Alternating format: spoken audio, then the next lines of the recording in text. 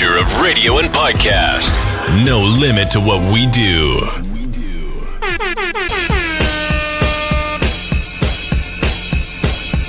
Janelle, celebrity vocal coach right here, and I am a part of Give It Life. And ratchet, and real extra ratchet, raunchy. That'll be everywhere, like.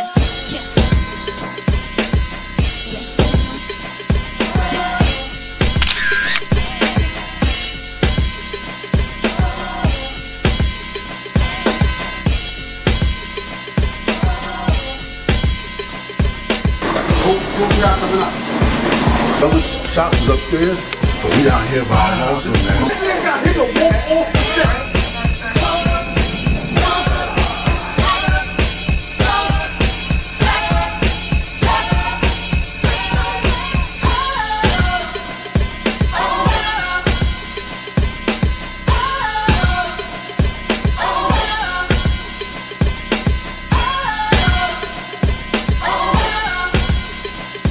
We leave that up to Vito.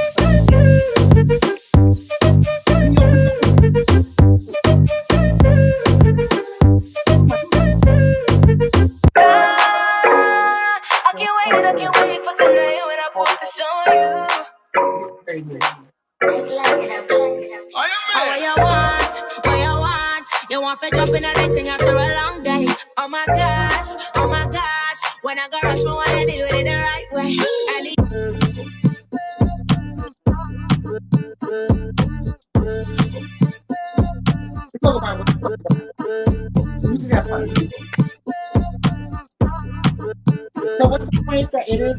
So your body can't Jordan, it's really a chemical imbalance that happens. Your brain, your endorphins, your brain, it really is what causes it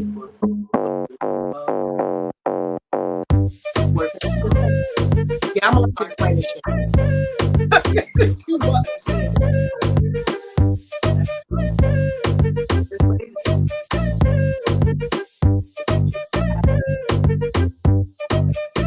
No, that. No, that. But just, I know it is. At what point does it become an obsession? That's what I was saying. When you don't lack emotional intelligence. Hey, everybody. So today is a much calmer show than last week. So I'm going to talk about what we originally wanted to talk about. I have some guests, but they're going to speak. They don't want to be seen. They want to be heard. That's all they want to be doing, which is no problem. But we're going to talk about today, which is really interesting. And I thought I'm going to get straight into it because I'm so interested in this topic. I am so excited in a way where, because it really is interesting. So I can't wait for the replay for people to watch it when people are coming on right now if they're looking at it. So we're going to talk about the effects of breakup, because a lot of people, when you break up with somebody, they literally just tell you, get over it. Like everybody's like, oh, just get over it. Even if he did something to you, or her, if they did something to you, they literally just say to you, they cheated on you, get over it. Or they no good, so it's no big deal. But secretly, I've talked to people, secretly, they put this face on like, oh, it's easy. Yeah, I'm not, it's okay. We broke up, I'm fine. But when they're by themselves, I watch people speak to me about the fact that what they do is they check their Instagram every day. They check their Facebook page. They're looking, and not looking for them, but they're looking at what they're doing. They wake up and they're still thinking about them. They are still, things keep triggering things. And they're pretending like it's easy, but it's really hard to break up.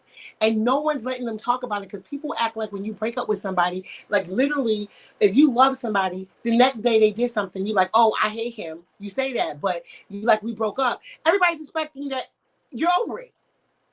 And so I had to do some research. I had to bring in some people that I know that actually studied this. And according to the, research, according to, speaking to different people that actually study the science of how you feel, basically, therapy, speaking to some therapists, speaking to that, but there's actual studies that tell you that when you break up with someone, it's not just a physical thing. I mean, just physical and mental. It's a real mental thing. There's a connection between the heart. I think that people don't know that people actually can die from heartbreak. Like we hear it in a tragic sense, but also we watch shows and we think of it as funny, or we're watching something, but there's really a concept when people say people snap. That's real.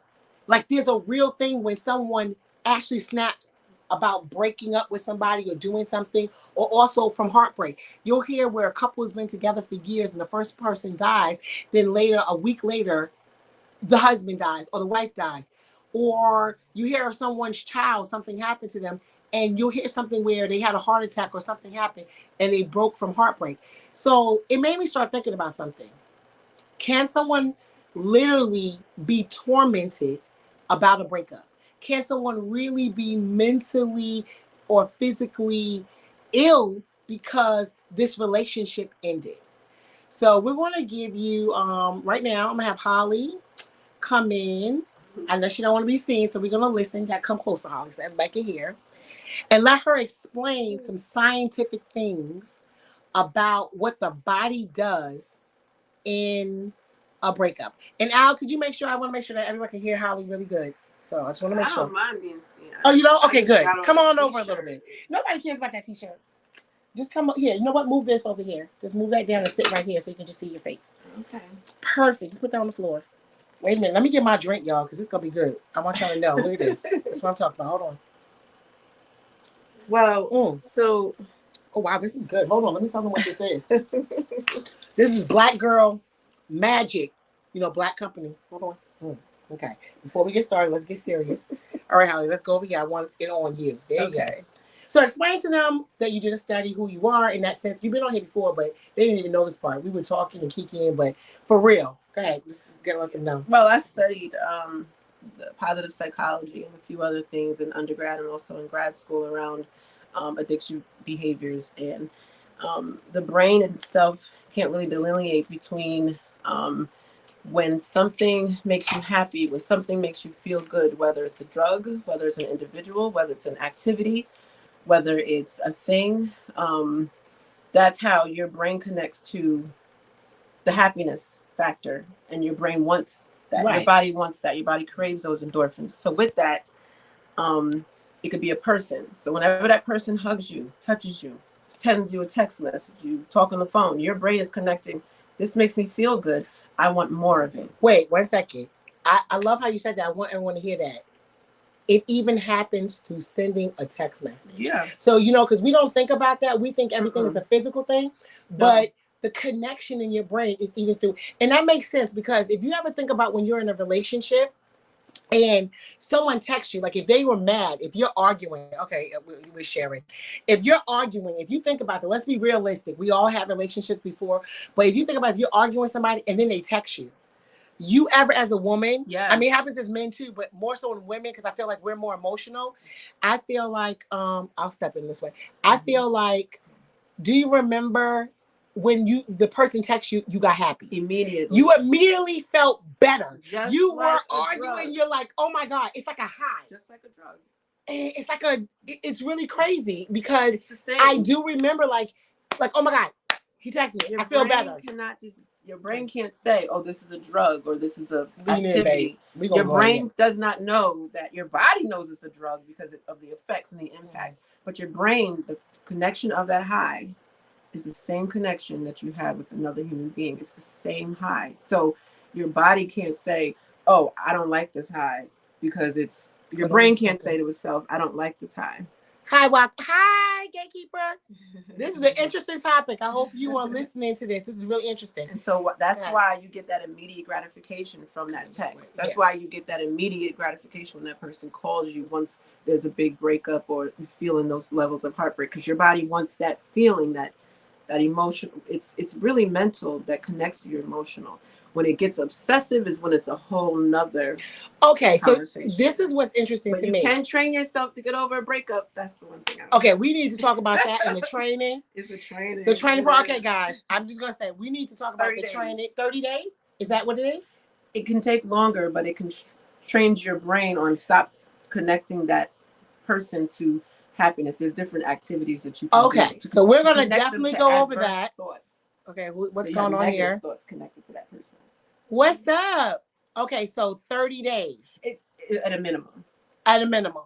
So basically what we're talking about, what I thought was interesting is this, because we've all been in intense relationships. Mm-hmm. And so that's where I wanted to get some background on that part. So I also know about it, but I'm just saying we've been in intense relationships. So what's interesting to me is where it gets interesting, because you have the part where you're in an intense relationship and you know it's hard for a breakup, you cry about it. You're saying it should take about 30 days. Well, at minimum. But I'm saying where it gets dangerous is, when do we turn, do you think, I'm just having your opinion, not even on a professional opinion, when do you think, does this love turn to lust turn to obsession, or does it go backwards? Do you think they have a small, like a thin line, like how they say thin line between love and hate? What do you think about that? Well, I think it's about you have an emotional intelligence, and then when people have that ability to, when it becomes compulsive, and that can happen with anything, right? Mm-hmm. Eating, alcohol, eating, drugs, yes. It can, shopping, right? I love some shopping when I'm upset. Anything. So it's about really controlling your behavior, and you can't really determine if and when somebody's really gonna go to that compulsive level. So the quick question, control and really monitoring your thought process and being intentional with the change. So interesting enough, why is it, do you feel that with certain people the connection is deeper? Do you understand like the obsession? Do you think you know what I'm saying? Like you'll meet a person and you have a connection, and then you meet a person and it's like, I call it the twin flame syndrome. Yeah. And here's the thing. That scientifically I can't. You can't do it. But this is my department. Here I come. I'm going to help you guys out. Okay, so I'm going to help you guys. I can't explain behind why just certain people, it just clicks. Hey, Wiz. It's just a click. Mm-hmm. So here's the thing. I call that, because a lot of people say soulmates. And I'm going to explain this. There's a difference between soulmates and twin flame mates. So here's the basic difference in that. Soulmates is like relationship material. You think you met your soulmate. You want to, y'all click and all this. Twin flames, two people who meet and it's fire in the bedroom. No good for each other. But fire in the whole entire relationship is connection is based on the bedroom action. That's different. That's a twin flame. Mm-hmm. You are my twin, like the person, that's a twin flame. So people want to know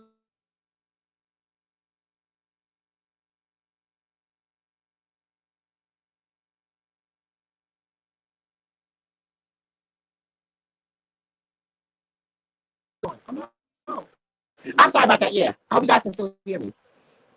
Okay. So, I hope everybody can hear me. If you can't, let me know. I hope so. I hope so. Okay. I don't know. I don't know why people keep doing this to me, and I should be better because I should be doing it on my laptop. But y'all gotta excuse me. Bad habits. See bad habits? That's what I'm saying. All right. So when we're talking about this, it is. I got bad habits sometimes. The twin flame is that person you have that connection. And I'm only interested in this because I have been watching some shows and people really go nuts. Like, and I'm not going to say in a negative way, but I've watched people. You ever see a person when they have different girlfriends, and this man will go crazy. Mm-hmm. He literally wants to slap the shit out of her, that's abusive, right? Mm-hmm. But he with the next girl, he's not, it's like that person doesn't hit the button. Mm-hmm. And I'm like, what is going on? Hold on, let me see this. Is that enough to keep them together? No. Oh, the sex? No. That's a really good question.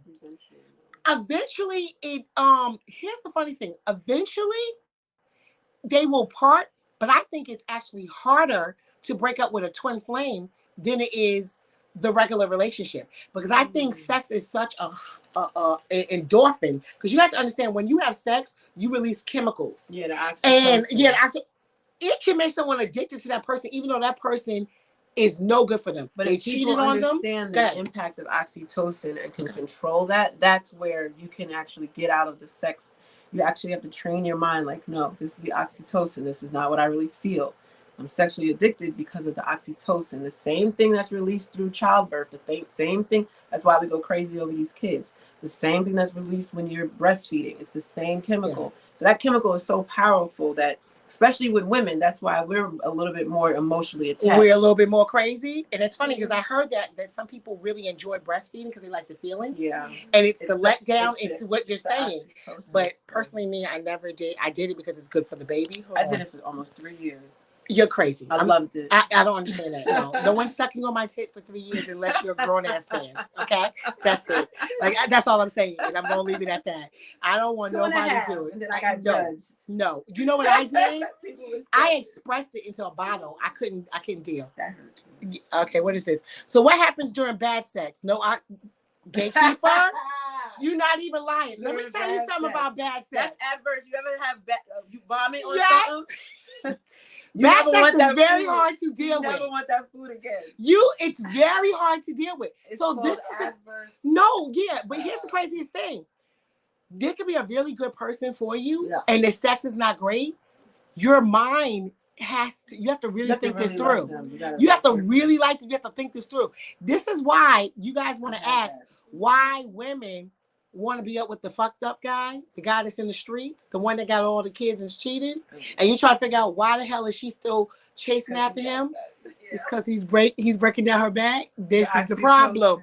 She got to get control. Yes. She got to get control and say, what is wrong with me? Shake yourself and say, he is no good. But her vagina's like, give me that dick. And the oxytocin, bring that dick over here. It's the brain. It's the oxytocin that takes over. I can go for the breast milk right now. I'm done. That has got to be Wiz. Only Wiz would say I can go for the breast milk right now. That is, I thought that was always weird. I was married when I had my kids, and I would think that is so weird if somebody went my breast. That's disgusting. Mm-hmm. But that's just me. Whatever. Okay. Yeah. You guys are weird. Yes. that's whatever. Hold on. What are we saying here? Yes, that's Wiz. I knew that was Wiz. Only Wiz would want breast milk. Him and Chucky. He's weird as hell. Look what the hell. Hold on. Can you fix bad sex? Yeah. Gatekeeper. Okay, yeah. I like that answer. I think if you really set your mind to it and the person is open, you can fix bad sex. I don't think you can fix bad sex if the person that you're having bad sex with is pretending that they know that their sex is good and you can't tell them that I'm not being pleased. So if you have a person that's honest and say, hey, you know what? I really like you. I really care about you. I love you, or whatever the case may be. And they know, what can we do to make this a little bit better? Then I think there's a chance. But when you got someone that you can't tell the truth to, because you will hurt their feelings in the sense that they won't even, they'll have an issue with you, then you're holding back and you can't do anything. That's when you'll keep going, and I think there'll be resentment built. So I think that it's really up to the two people. If they can really communicate and tell the truth to each other and say, hey, there's a couple of things that I need you to do. Let's try these things. I think that you have a chance to fix bad sex. But if you can't communicate with that person and you feel like you're going to step on their ego or they're going to get mad and everything, so you can't really say anything, I think then it's lost. I think that it won't work, because I think, and also here's the other thing, very important to me. So let's just say this. I'm going to use like an example. What if I sometimes I like rough sex, or I want you to choke me a little bit, or curse at me in sex, or, be like, yeah, this is my pussy type of thing, right? But then I'm with a man that he's from the church. He's like, I'm never going to curse at you. I can never wrap my hand around your neck. I'm never bringing toys. Then you got a problem. Because I like something, and I'm telling you I like something, and you said there's no way you can do it. Here's the wall. You hit a brick wall, and I don't know what you can do. Hold on. Oh, because I've been just selling blue chews and getting this money. Okay, I'm done. I'm done. I'm done. So you selling the all that does is keep your penis hard. Just because your penis hard don't mean that you know how to use it. So I need you to know how to work your penis. And that is technique. This is where I come into play. Like I said, there's 11 ways for a woman to have an orgasm. So find one. Ooh, 11? There's 11 different ways. And so if she's not stimulated through the clit, then do the G-spot. If she's not doing the G-spot, hit the anal. If she's not that way, you're going to have to try the ways till you find it.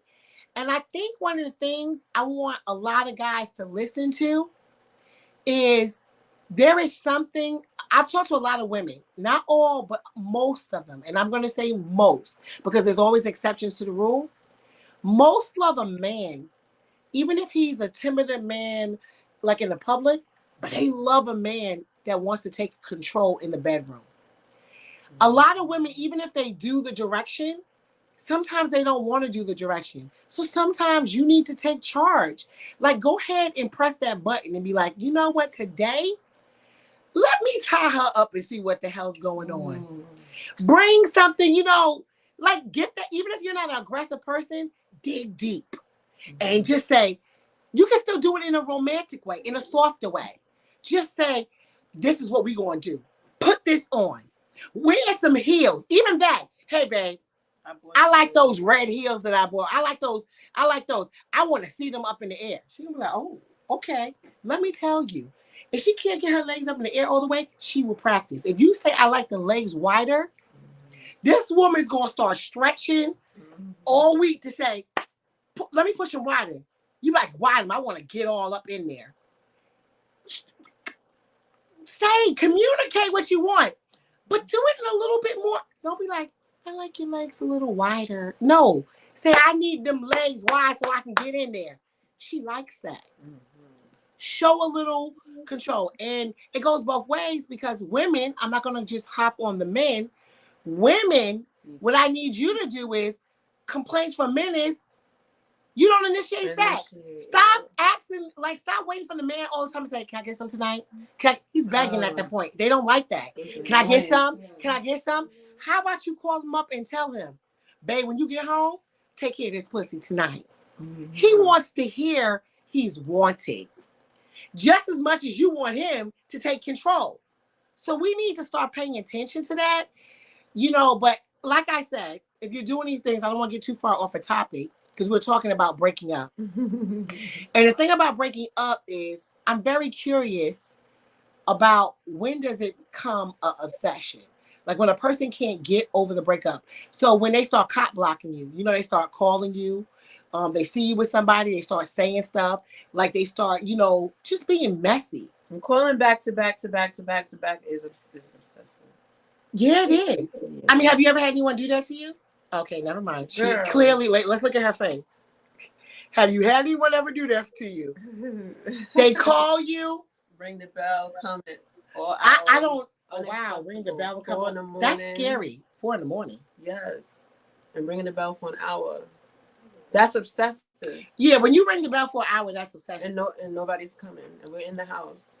I mean, I hear more stories of women being that way. No, man, yeah. You're hot? You're talking about women. We hear more stories of women because I just know more stories of women.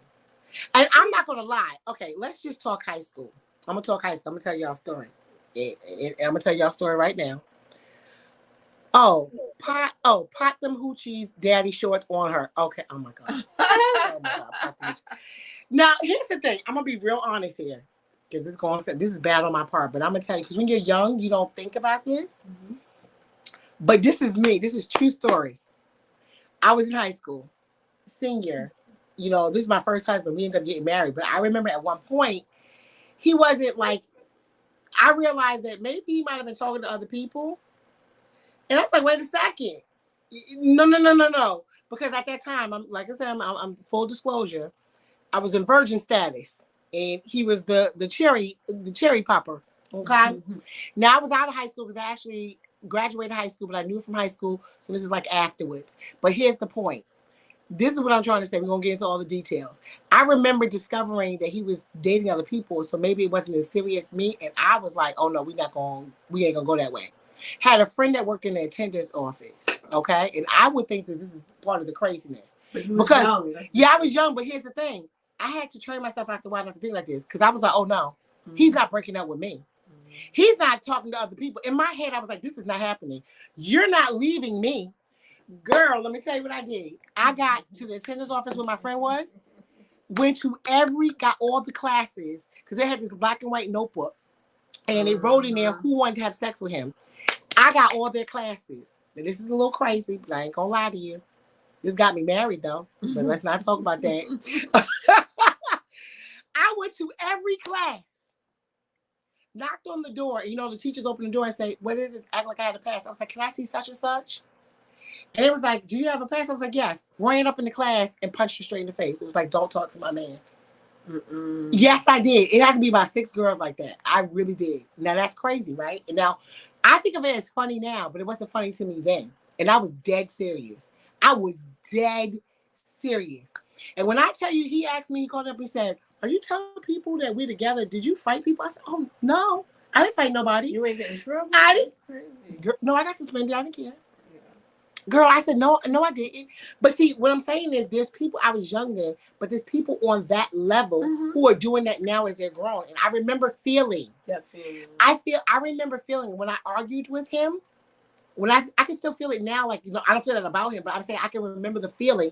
When I argued about him, I felt sick to my stomach.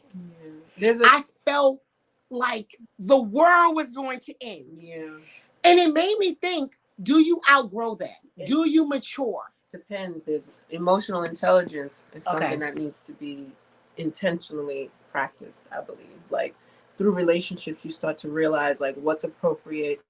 When I argue, these are our boundaries. You start to grow, you start to mature. It's totally separate. You could be a whole doctor, lawyer, engineer, pharmacist, entrepreneur. You can have all the professionalism that you can and still lack emotional intelligence. Think about it. Ted Bundy was a lawyer and a freaking social. This is true. Sociologist. And I say that because I lacked emotional intelligence. Yeah, I said that because through being ostracized. Right. And I said that because that was the behavior of an 18-year-old. You know what I'm saying? Which is normal, yeah. But of course, when you get older, you behave different. But I know some people that still feel possessive like that. Yeah, I just experienced it. Sure. And I feel like, I think that's some of the problems where we feel like if someone leaves you and they're with somebody else, I feel like the girl wants to fight. The girl wants to do this because she doesn't know what to do, because she doesn't know what to think. I feel like if the sex is really good, she's really bugging out. Because of oxytocin. Right. But if the sex is not that good, did you ever notice women, like we don't talk about this, but when the sex I did that. Well, yeah, when the sex is not that good, do you notice that even if they love them, the breakup is smoother? Yeah. They're like, oh, okay, it's over. I'm sad. I cried a little bit, but it's over. But you ever watch women when I was hurt, but I was very hesitant. Every time I wanted to pick up the phone, I was like, yeah, do I really want that? Okay. You see that?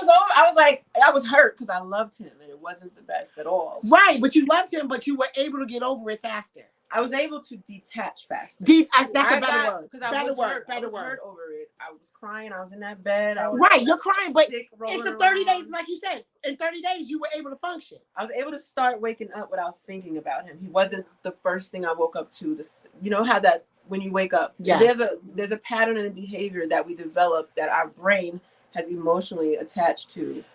So let's be honest. Pattern is what I'm really talking about, breaking that. Have you ever had someone that was great and it took a little longer? Like you're like, shit. Yeah, I mean, there's still people that I'd be like, man, that shit hurt. I'm cool now with them. But you're like, ooh, ouch. I'd be like, nigga, that hurt. Can I say nigga? Yeah, you can say nigga. She said nigga. I think I asked that last time. That's okay. See, that's what I'm saying. So. Yeah, but that was because the sex was amazing, the chemistry was amazing. It's a chemical, and it was just Yeah. So what do you think about men who go from woman to woman? Do you think it's because they lack emotional attachment? I'm asking the guys because I know there's some guys listening. I want to know from you guys. Oh wait, let me see a comment right here. So he had your oxy high.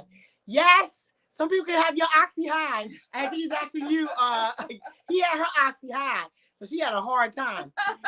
So I'm asking you guys, when you some of y'all that go from woman to woman, are you really attached to that woman? Is there like, does the good sex keep you guys, or is it different for you guys? Is it different from women? Could y'all have good sex with a woman and just move to the next woman and move to the next woman and not think about her anymore? I want to know if they marry that bitch. You think they marry her when it's like really good? Really good sex? I think. So you think really good sex makes a man get married? Guys, somebody answer that. Does really good sex make you consider marriage? Also, she's not a pressure type of person. It's easy.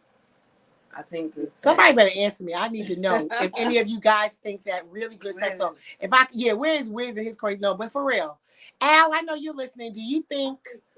You think so? So the women here are saying that really good sex. Yup. Oh wow. You just said yup. Wow. So good vagina skills can get a man to marry you? You heard that? Wow. Yeah, she said she didn't know how to cook, clean. Okay, I have another guest that's here. She said she didn't know how to cook or clean, but she sure know how to throw down the vagina, and he married her. And y'all were married for 28 years. Now, what'd you say, Al? That's special. That is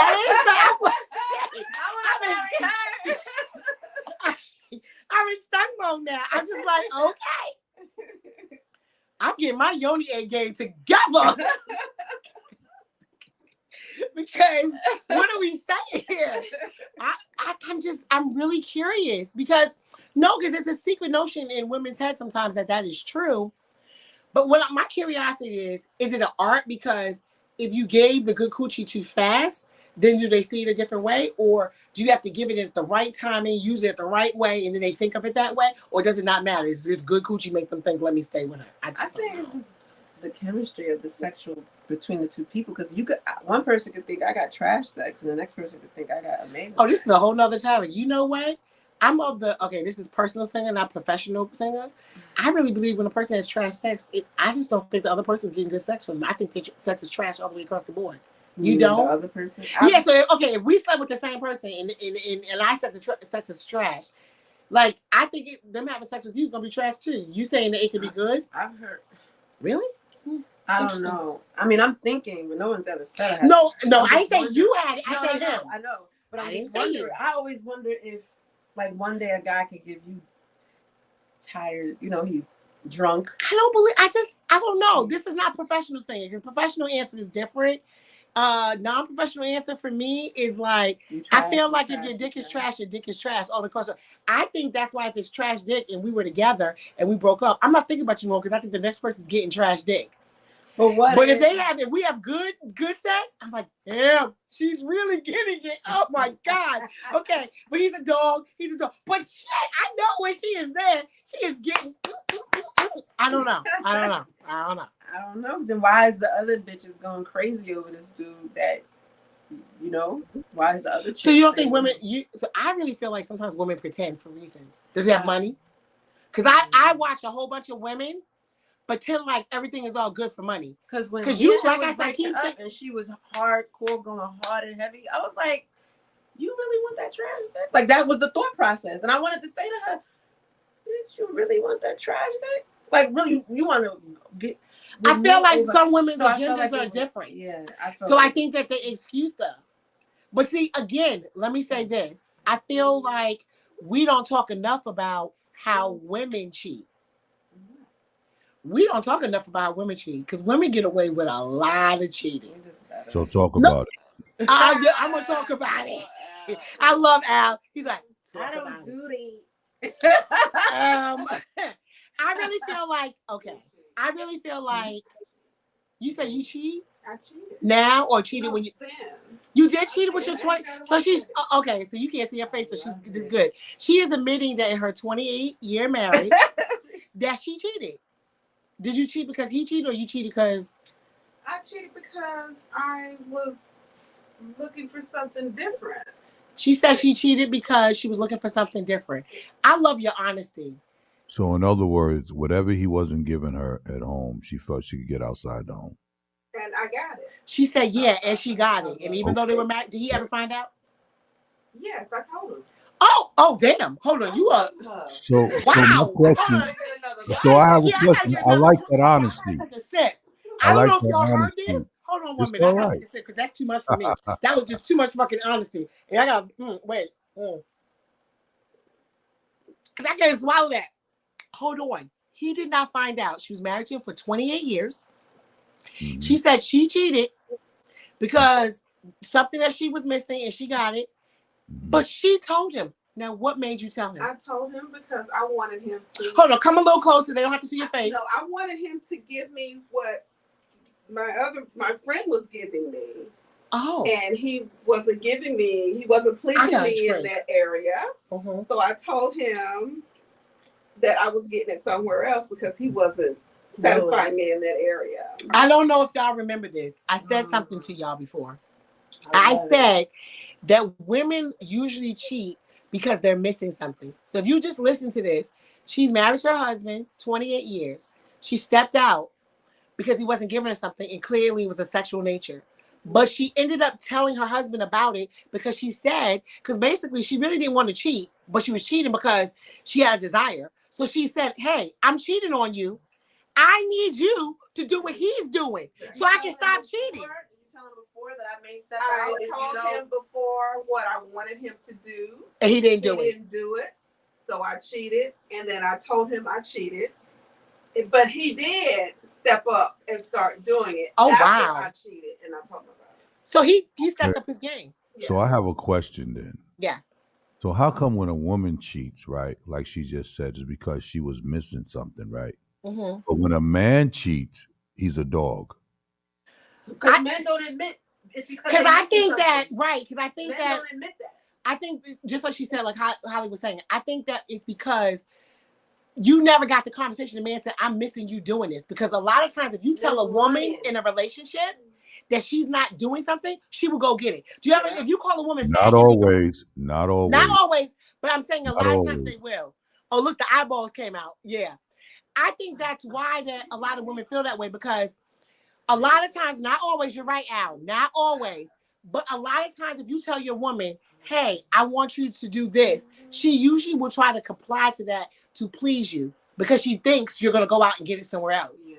It doesn't work all the time, but I think that's the general consensus of why when a man does it, it's like whatever. And then a lot of times, women are a lot pleasing. If a woman's out there doing everything for you and you still cheat, that's the thing. I don't hear many men saying, I cheated because you didn't do this. Like, you didn't suck my dick, so I cheated. Because the woman be like, okay, well, how many times a day do you want to suck? Like, I'm going to do it. I'm just curious. Now, when women withhold... Oh, don't get quiet. I'm not quiet now. When women withhold sex, I do feel that... That's wrong. Men should be allowed. Unfortunately, I don't get mad. When I hear stories when they be like, okay, she withheld sex for 6 months or a year, that's bullshit. Okay, Holly is saying, and I agree with her. She said women should not withhold sex. I've always said to y'all, I find it extremely disturbing. Yeah. Even if it's an argument, when women say, okay, you can't get none, even if it's for a week, they are dead ass wrong. Yeah. One of the tools you should not use, do a different punishment. I don't care. You giving up the vagina. If you don't want to suck dick for the week, then fine, but you should give up the vagina. I just do not think that you should withhold sex. And I've always thought that was wrong. I think you're asking for something when you do that, because I would never like that. Hold on. Why you couldn't just as him do what you was missing? Oh, no, don't hide. We need to see her. Oh, no, we already agreed that because she didn't even want to talk. I know. She said before she didn't even want to talk. So getting her to talk was big. So I'm proud of her for talking. And guys, the only reason I won't make her be seen because she just said she didn't even want to talk. And the fact that she talked and told the truth, That's a real thing to say. Like for somebody to sit here and tell y'all what a woman's thinking, saying, "Hey, I had a 28-year marriage, and I stepped out, and the reasons why." I think that's big. So I'm not going to pressure her to show her face. All I want is truth. So for a person to admit that, and we can discuss that, she's not ready for the face thing. She's just not ready for that. She said they did go to therapy. I was asking. Oh, she said they did go. Oh, so he was blackmailed. Oh my God.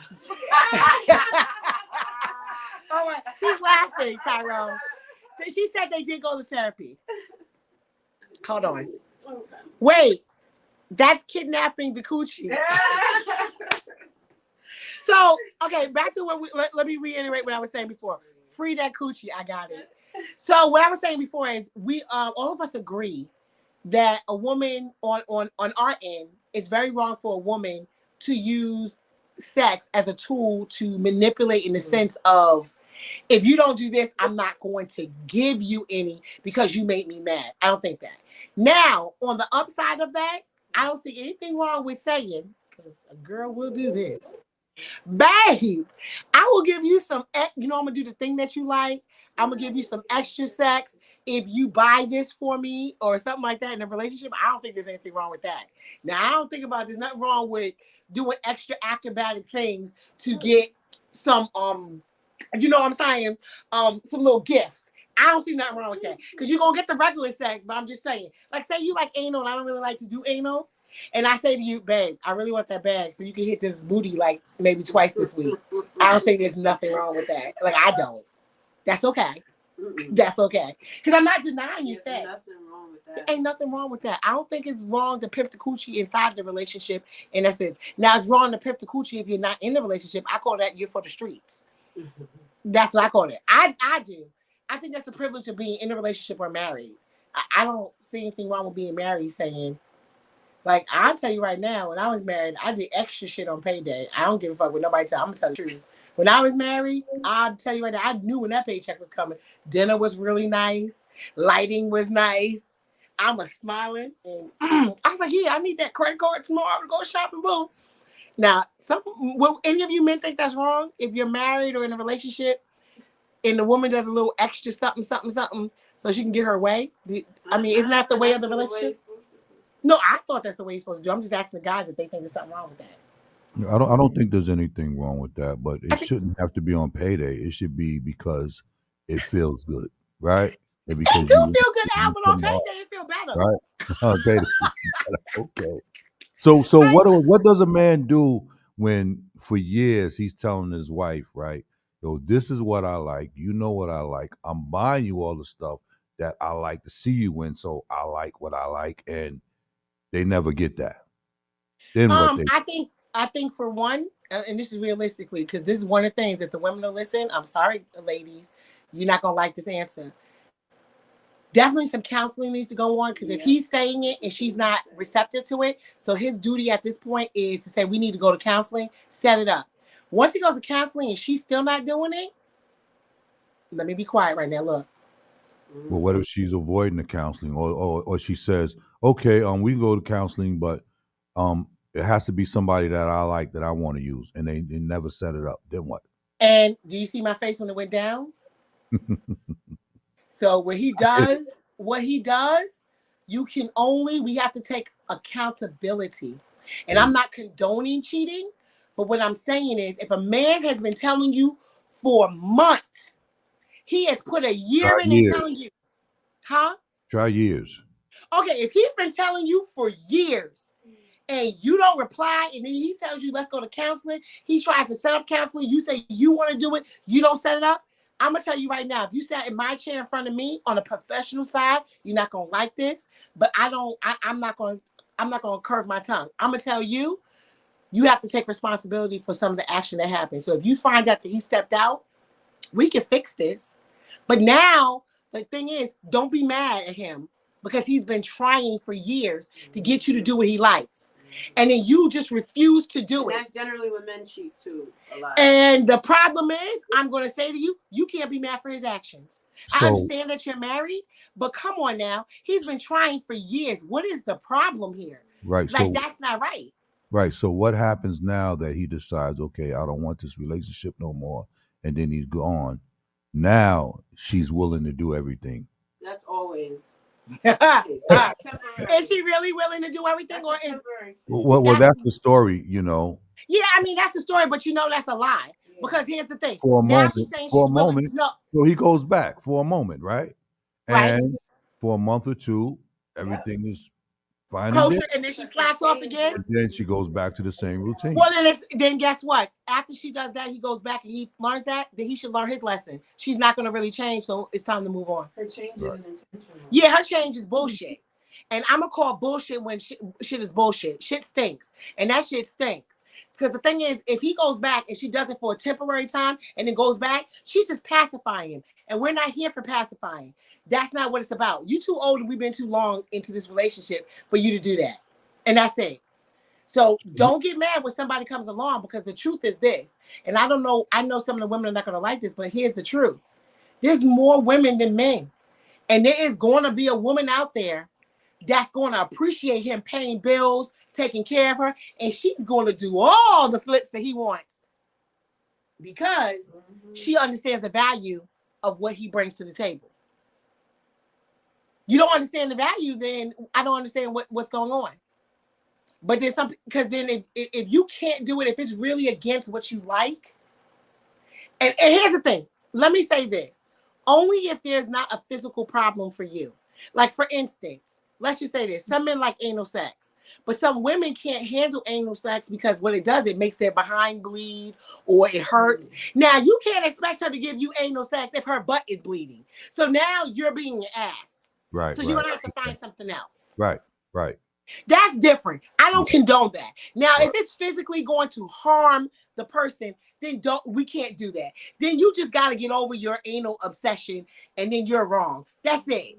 But if it's not going to physically harm the person, let's just say he wants more affection. He wants you to give him some head. Come on now.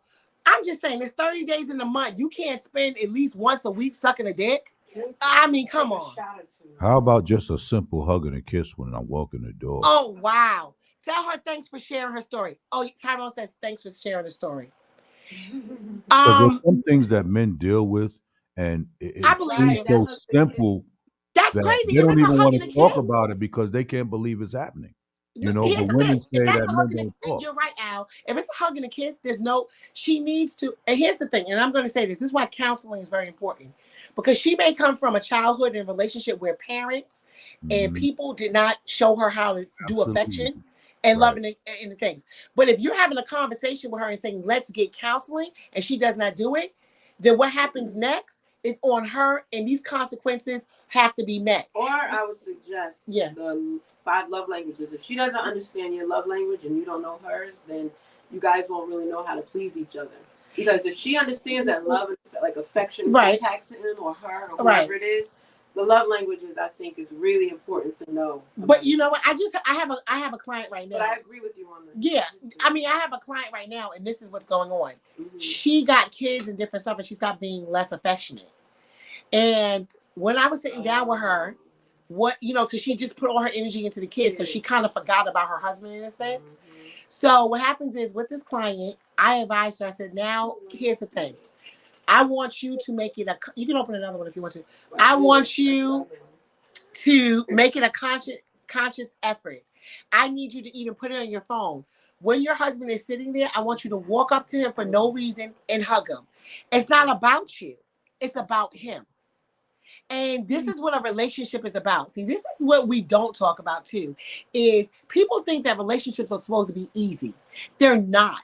Right. So sometimes you got to do something for the person. It has nothing to do with you, but because you love this person, you got to say to yourself, I'm going to put a reminder in my phone.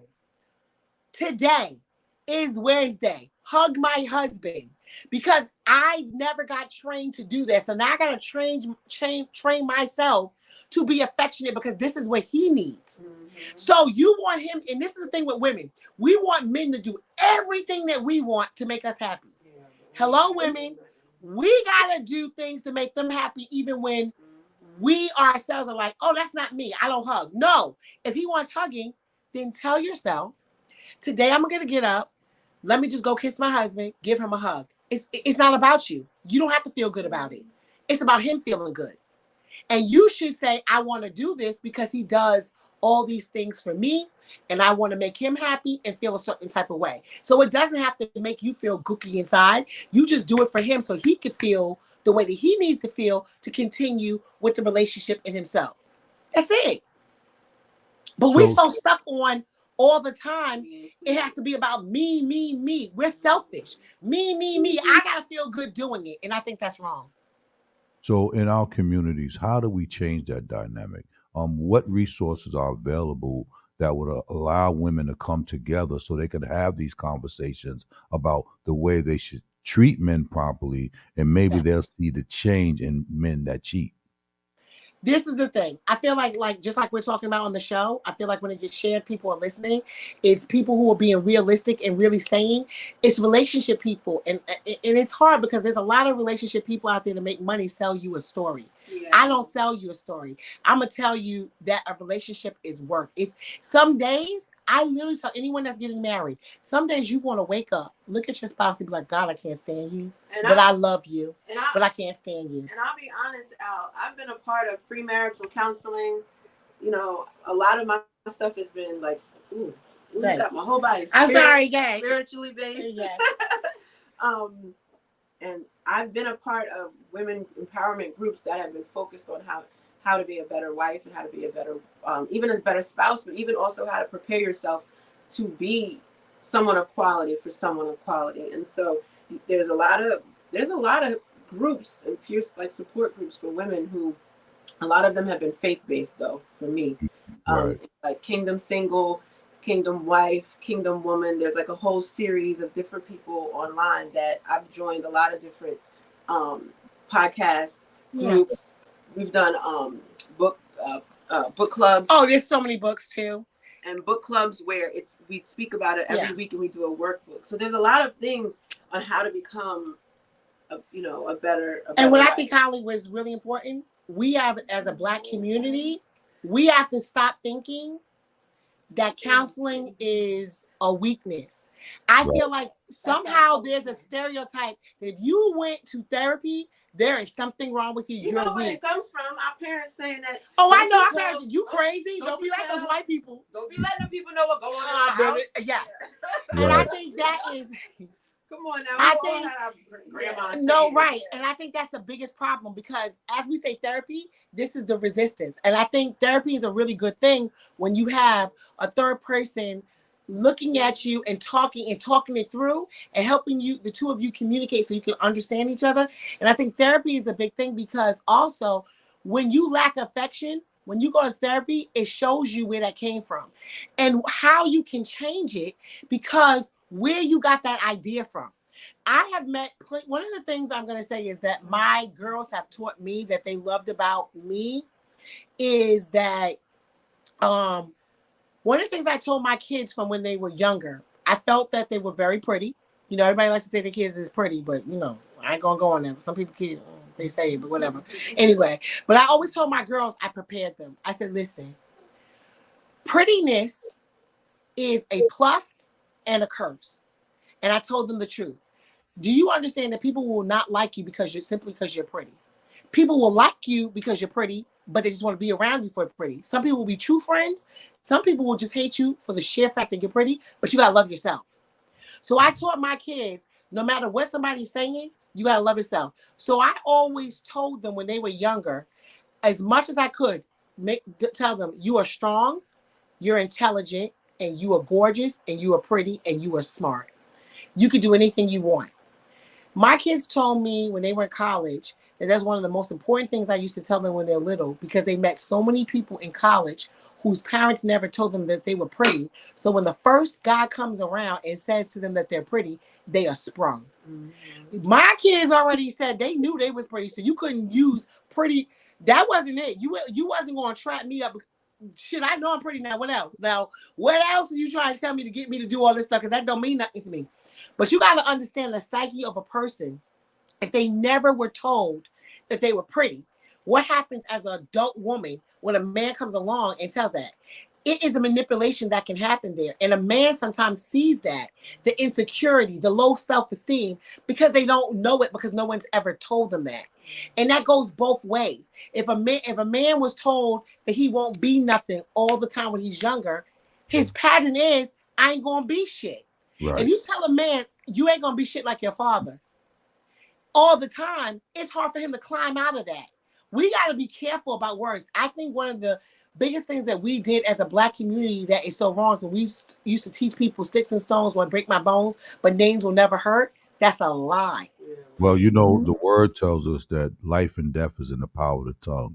So you Thank can you. life by what you speak, or you could kill somebody by what you speak. So you The got whole entire spirit. That's right. But what happens is we went with that other narrative. So people act like what people said did not affect people. And then we pretend like the effects, we have no counseling. Then you tell them, oh, you weak if you falling into that. You weak if you tell me your feelings. If I'm a man to say, hey, I'm upset about this. What kind of fucking man are you? You're a weak man. So damn. So this is the problem. We don't allow that. We don't allow expression. It's also part of the reason why Black men die a lot earlier. Culturally, Exactly. not allowed to. White men cry. You know what's funny? And I'm going to be honest, because I know we're going to close up soon. And I want us to all, when they're listening to this, on the replay, I want everybody to listen to whoever's listening to it now. Let's be honest. I'm going to tell an honest thing. It's hard for me, it's not hard to watch a man cry. I'm going to be honest. It is not hard for me to watch a man cry if his mother died at a funeral. Even when he's angry, if I see a man cry, like if he's real mad and the tear rolls in his eye, I'm like, oh shit, he trying to hold that shit in. He real angry. But I'm gonna tell you what's hard, and this has happened to me. I felt a little uneasy, and I had to check my own self. When a man cries over something that's emotional, that to me doesn't, I'm like, wait, are you crying over this? Like he has a sad story. He has no relation to the person. He has a sad story, and he goes, that makes me cry. I heard that. Did not bother you? But when I heard that, the first second, see, and here's the thing. My first, and I'm being honest, my first initial feeling wasn't touching. I was lost. I was like, wait, what is going on? I felt uncomfortable. I was like, wait a minute. And then I had to check myself and go, wait, singer. No. That's not the right feeling. It's okay for him to do that, be attached to his feelings. Okay, well, I ain't gonna lie to you. My first initial thing was like, I want to get out of here. This is weird. So if that was your initial reaction, spirit, I'm telling you that man picked up on that. And that's why I'm saying, but no, guess what? He did, but guess what? One thing about me that makes me different, I own that. I addressed that. Right. I had a conversation and said, I'm so sorry. And he said to me, what, do you think it's bad when a man cries? And I said, you know what? I honestly don't like that. I don't, but my initial shock, this is what happened. And that conversation changed a lot of things for me. Because here's the thing, too. He didn't get mad. He didn't get embarrassed. He wanted to have a conversation about it. He wanted to address me and say, why do you feel that way? Right. And that's maturity. That's what real men do. That was a real turn on. Because that was a real grown-ass man that said, wait, babe, why are you feeling weird about my tears and me emotionally expressing myself? Well, you need to discuss that with me. What's going on? And I was like, oh, you calling me out. Because that's not very grown of me. Okay. Let's have a discussion. Right there, he changed it. That became more of an alpha male than the alpha males that act like alpha males, because that made me feel like, wow, you are a grown ass man and this is real. Because a grown man will teach you. A woman doesn't know everything. He didn't decide to be angry. He didn't get mad. He didn't get an attitude. He saw it as an opportunity saying, you too grown for that. Let me teach you something. And I had to humble myself and say, well, goddamn, this is a little sexy though. Because you're teaching me. But I also feel your emotion. With that, I want to just take by what you're saying, going back to what Al's questions was about the person that wasn't changing. And I think there's also a level of defensiveness that people have when someone is coming to them to say, hey, I'm unhappy with this. I need this to be changed. Instead of having that willingness to change, there's a wall up. And there's a possibility that that individual, as opposed to being receptive, they were more defensive, as opposed to saying, all right, this is a teaching moment. Al's telling me what, or not Al, might not have been you, but this individual is trying to explain to me what they're not happy about. And that could also be a residual effect of somebody saying, hey, this needs to be changed. As opposed to changing like your husband did, it was like, I think that, and this is what I'm saying, that's a sign of, this is the thing when we're talking about this. I love this because it's showing you, because even as much as I know, I'm in this field. And one of the things I always will do is I always talk about, even when I have my growth moments, being in the field on the professional side, reading a book tells me what I'm supposed to do. But literally that was a teaching moment for me because when you're in it, you're like, oh, wow, okay. Yeah, you're right. You know what I mean? So I was, you still have a reaction. And I admit to it because I was just like, it wasn't like a bad thing, but he could see it on my face like, oh, okay. And I was like, oh. And I realized it's okay. But that's because at the end of the day, my upbringing was men don't cry. Men don't show affection in that type of way. I was always taught that as a child and as an adult. It's like, what is going on? But I did, like I said, I gave you 2 exceptions. I understood a man crying like if his mother died, his sister died, someone close, the grandmother died. I got that. And the other one, which was very interesting, I wanted y'all to make sure y'all heard me. The other exception to me that I felt comfortable with a man crying is when he's angry. I got that. And that says a lot about how I was brought up. It was acceptable to me if a man is angry and he does a tear, that means he's on the verge of explosion to me. And I'm like, oh, okay, I get that. And I had to check myself in that. I was like, oh, wow, why do I get the crying for emotion? On the negativity, I got it, but I didn't understand it on the positives zone. But I definitely understood it and felt that it was okay on the violent side. You see what I'm saying? Us as Black people, we have to be careful because we're very accepting to violent behavior. We are accepting to, hey, this girl slept with my man, let me kick her ass. We're like, all the women are like, yeah, girl, kick her. We're accepting to that. But I tell you one thing, we're not accepting to, if someone says, hey, my husband cheated, but I became friends with his mistress. We're all like, wait, what? You see, that's weird. Yeah, that's what we say. That's the white woman shit. We like, what the fuck is going on? So we have to understand that we are trained. You might want to understand why he got the mistress. So let me find out. Oh, we don't try to understand why he got the mistress. Like, see, that's not what's going on. So those are just things to explore. Which goes on. We condone violence. And I think also with the breakup, this is why it's so hard for us. We don't accept rejection. I think we're never taught how to deal with rejection.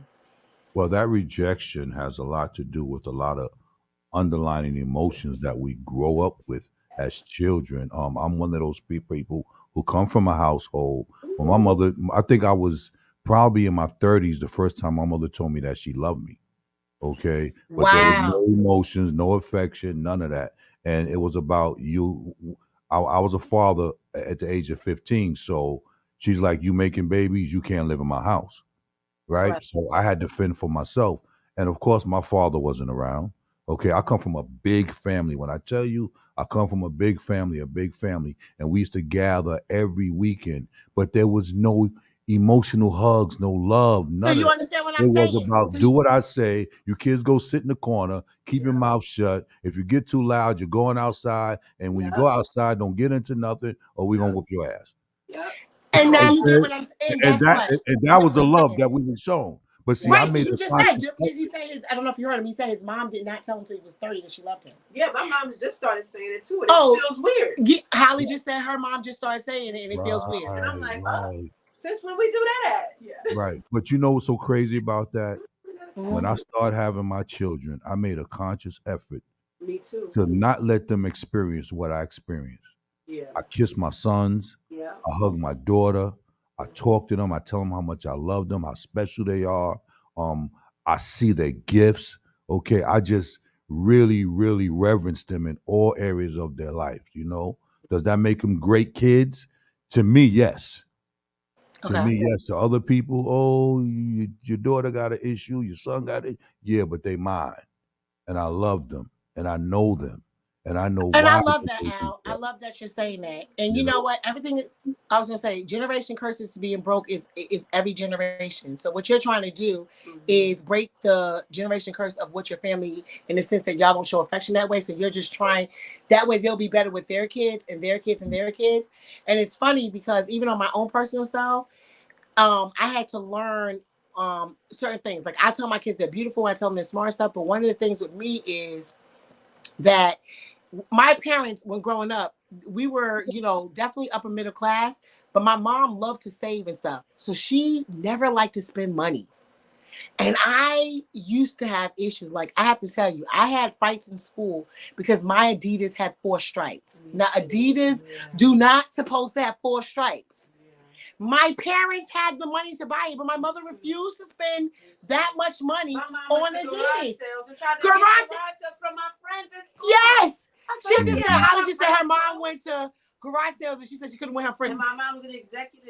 It doesn't make it was a struggle. So what right? happened? And they don't understand the fights you had to go through in Oh my school, God, it mom. hurt so. Yo, Yeah. it was the frustration. I was angry. I was a lot of anger growing up because at those times it was Pathmark. I was in New York. It's called Pathmark. No frills section. No frills section. But the boxes are black and white. It's not like now. Because right now, you can go to Walmart and buy Walmart brand and nobody teases you. Right. They come over and they see. No, you want to know how bad it is? Let me tell y'all something. Let me tell you something. My mother was so cheap. Oh my God. That we got the black and white Frosted Flakes. Yep. But then she was so cheap that we had powdered milk. Do you ever drink this to this day? So did you ever have cereal with powdered milk? That's water. That's disgusting. Yep. I was so angry. Or carnation cream. Carnation. When I tell you I was angry growing up, it's anger issues that I still have to deal with to this day. Like I get real irritated. How you take your kid to a garage sale in their own neighborhood and then tell them to wear their friends' clothes? That would make me angry, Holly. So you got what I'm saying. So here's the thing. Here's where the damage came. My love for my children in the very beginning, because I got married at 20. So by 25, I had 2 kids and all this other stuff. So here's the thing. My love for my kids was designer everything. And I see some of that, like, later on I kind of fixed some things, but I was young. Mm-hmm. So since my mother didn't do that, I busted my butt. Right. You go overboard. Getting my kids everything that they wanted. And it had to be top-notch, name, brand, everything. Everything, right. And that was more important to me than anything. I didn't care how many hours at work. And it's like one of my other kids, one of the second child, she really wanted more time.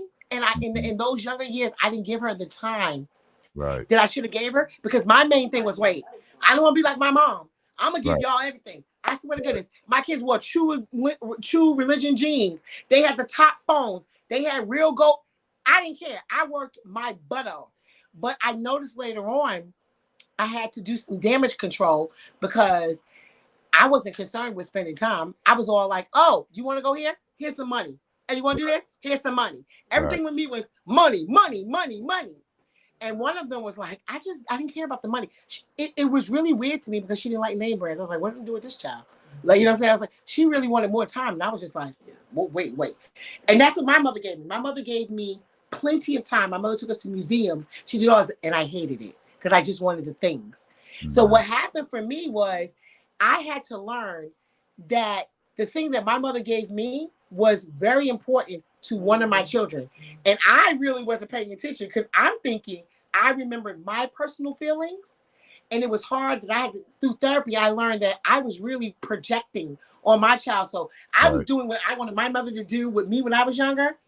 And the thing that my other daughter wanted, my second daughter wanted, was more of what my mother did. And I hated it. Like, so I didn't want to, I was like, oh God, like, I was like, Mom, could you please? My mom was my PTA president. My mom was all of this stuff. She was always around. I was like, could you please get a job? No, see how you say that was nice? I don't see it as nice. Other people, because they didn't have that, thought that was nice. Every time I turned around, I saw my mother. But I was pissed because she wouldn't buy things. I had clothes or the Oh. Yeah, I didn't need have either therapy, one. y'all. You Well, need well, therapy? well, my mother always made sure that we had nice things. They weren't Uh-huh. designer stuff, but we had nice things. But she worked, you know what I mean? And if she had to come to school, it was a problem. It wasn't for no PTA. You know what I mean? So, um, yeah, it was a problem if she had to come to the school. Period. So I didn't even I want ain't to see gonna my lie. mother in the school. Yeah, and the other thing that my mom did to me, we weren't allowed to get in trouble. That would get you an iron and cord beating. Like if you got in trouble at school and a principal called or something, you're gonna be. So even if somebody, because those people who would tease me about my Adidas, the first time I fought them, then I'm getting in trouble at home because the teacher called. So it was a lot of anger for me because I couldn't express myself. Now I'm gonna tell you what happened with that. What happened with that? Let's speed it up. My kids, let me tell you something. You didn't want to fight them. Because I was the whole total type of mom. I ain't going to even lie to you. If my kids called me, text me, tell me, said, oh, somebody did something, I'm like, let's get in there.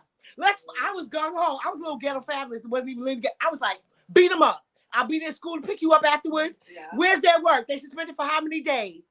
I'm ready to fight the mother. It was crazy. And I had to calm down because, again, in this, I'm only saying these stories because they're entertaining. But I want y'all to hear the part, because I know we're going to wrap up soon. What I'm saying these stories for, what's to take back from them, because it is entertaining. But what I wanted to show you was how you grow up does affect how you raise your children. Absolutely. And sometimes you project on your children and you don't even realize it. Absolutely. So sometimes you got to step back to break the curses, to break the stuff and tell, and that happens in relationships too, because we're saying about children, but what about the woman that hasn't had a child yet? You know where she finds that at? She stays with the man who just tells her she's beautiful, even though he's dogging her. She becomes easy prey. I call it low-hanging fruit. She has her legs open all the time because she didn't receive certain things. So that's why we have to be careful. What does it say? I had name brands, but not all the time. I was a Catholic school.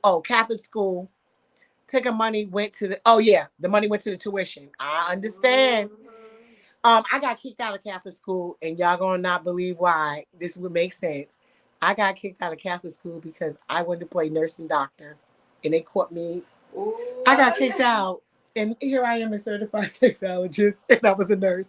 They kicked me out. Well, you knew your calling back then, right? I knew my calling back then. I got kicked out because I was making the little boys take down their pants. Woo. I kept my clothes on. They kicked my butt. They gave me one chance. The third chance, they said, "Oh, she can't come to school no more." It was in the Bronx. It's a Bronx Catholic school. They said she got to go. Mm-mm. The nuns gave me a spanking with the ruler. Didn't make no difference. I had to go. It was during sleep time. Mm-hmm. I bribed them with a cookie. I was bad as shit. I was bad as shit. Oh my God. It was freaky. Shut up. My kids wasn't freaky though. These generational curses. My kids is not freaky. My kids don't do nothing I do. They be like this. They roll their eyes. They be like, oh, okay. If you mean, my daughter's completely opposite of me. You would never know. You'd be like, that's your mother? She's very professional and conservative and everything. You'd be like, wait a minute, this is weird. Like, really? Amazing. Yeah, my other daughter's extremely rigid. I'm like, I be saying stuff like, "Hope your husband okay." I'm just saying. But no, all jokes aside, for real, what I wanted to show y'all was, we're joking. Al said a story, Holly said something, we all saying stuff, but taking accountability that you can break those. And sometimes look at your childhood, make sure that, that's why counseling is really good. But even if you don't want to go, kind of look at it and see how you deal with things, and you may be able to change some things. Let's see. We probably went to the same one and didn't even know it. Oh, okay. I got you. Yes, we probably went to the same school. But I just want everybody to look at that, because it does affect you. The way you grow up, your relationship with your father, your mother, everything does affect us. We act like it doesn't, but it does. So let everybody just kind of look back and say, hey, what could I have changed? What could have changed out of my childhood I could do different? If it wasn't that your parents didn't hug you enough or say I love you, change that. It's never too late. It really isn't. Yeah, just please, take from this conversation and say, you know what, let me think about that. Even in your breakups and even in your relationships. Yes. And there's a whole bunch of stuff with trauma bonds and trauma bonds is very serious. Trauma bonds, and I'm gonna let it go because we're going over, and we can talk a little bit more about trauma bonds next week too. Trauma bonds are two people who deal with the same thing. You know that toxic man that you can't break yourself up because the sex is good? Trauma bonds. Yeah. He gives you this high. It's like a drug. He gives you highness because you feel like you're the chosen one, and he didn't let you, and you're like, oh, he's choosing me. Then he lets you down. And that's the low. And then guess what? You go back for the smoke, the high, and high he goes. Because he's saying, you're beautiful. I like you. You're chosen. And then he lets you down. And you are addicted to this high-low thing. And you got to be very careful with those. That's when you find women who say, he beats me because he loves me. I made him mad. Or it's this. But he chose me. Even though he cheats, he takes care of my bills. How many times have we heard on TV that it's like, how many times on TV or other things? They even do it now on TV. They say, how many basketball wives or football wives say, oh, that bitch thinks she got one on me. She doesn't because really he pays the bills over here. He goes to church with me. I have the kids with him. He just gives her a little bit of money. I want us to think about what we're saying. So you get what I'm saying? You are basing yourself on how much he gives you should make you better instead of how about respecting and treating you a certain way. But you're saying, oh, well, I'm above you because he pays all my bills. I live in the big house. He just pays for your condo. What about the men? And this is a whole nother conversation. Okay, we'll let you say the men who think that because they are doing these things that they are men of value, men of quality, that they actually deserve? Let's tackle that next week. The men who feel like because they take care of you, then they're entitled to treat you a certain way. Or to have more than one woman. I know a lot of men who feel like...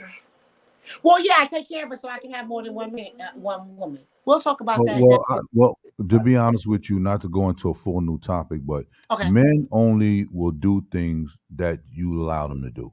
Yeah. Mm-hmm. So if you condoning that behavior, they're going to continue to do it. If you put an end to it, believe me, they're not going to do it. Or leave them.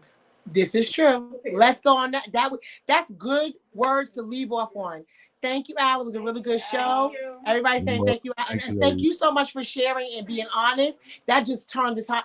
I really love that because a woman doesn't always tell the truth. So I appreciate you saying that because a lot of times all people would say was, I was married for 28 years and it was all good. Mm-hmm. And I love when someone's honest because y'all were able to heal from that and continue your marriage. And I think that's a beautiful thing. So with that being said, I'll see you guys next week. I'm going to finish my drink. Oh, wait, I forgot to tell y'all. Look at my work today. Ooh, baby. Look at my work today. Look what happens when you look at these dollars. Somebody made it rain on me. Don't ask me what I did for the dollars. It's just a lot of them. Mind your business. With that, I'm going to wave my dollars goodbye. Bye-bye. Hey. You better wait. Let it rain. Make clean. Look at these clean dollars. Damn.